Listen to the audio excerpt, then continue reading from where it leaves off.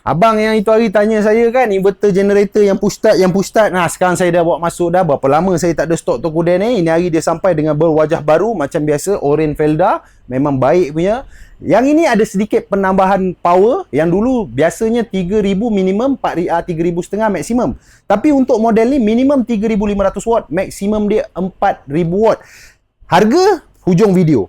Okey, dekat sini abang tengok interface. Untuk model ni dia datang dengan push start button. Yang mana abang boleh tekan je. Abang ke, acik-acik ke, akak-akak ke yang meniaga tepi jalan dah tak payahlah nak tarik-tarik manual ni. Tengok ni. Ni kan, tarik-tarik manual ni dah tak perlu dah. Akak boleh tekan je button ni. Tekan je button ni untuk hidupkan enjin ni. Untuk tangki kapasiti, dia punya tangki sebesar 5.5 liter. Untuk tangki minyak hitam sebesar 0.5 liter saja. Minyak hitam yang di-showkan macam biasa 10W30 atau 10W40. Sebaik-baiknya kita pakai fully synthetic lah untuk model inverter silent. Alright, untuk model ni bang, ni model TKG 4000 ISE tau. E tu stand for electric starter lah. Okay, bererti yang model ni dia datang dengan electric starter. Sebelum ni, model 3500 watt, tak ada push start button, cuma tarik. Abang kena beli dengan harga lebih kurang dalam 2100, 2150 kan.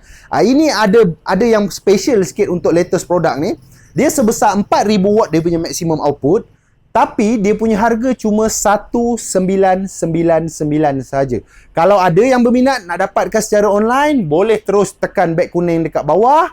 Kalau nak walk in, boleh terus datang ke kedai kita yang bertempat di Oneness Missionary Taman LTLT Bukit Jalil. Okey, nak tengok depan mata boleh, nak tengok masa live pun boleh, tak ada masalah. Masuk dan tanya je. Okey, kita jumpa lagi untuk next video. Assalamualaikum.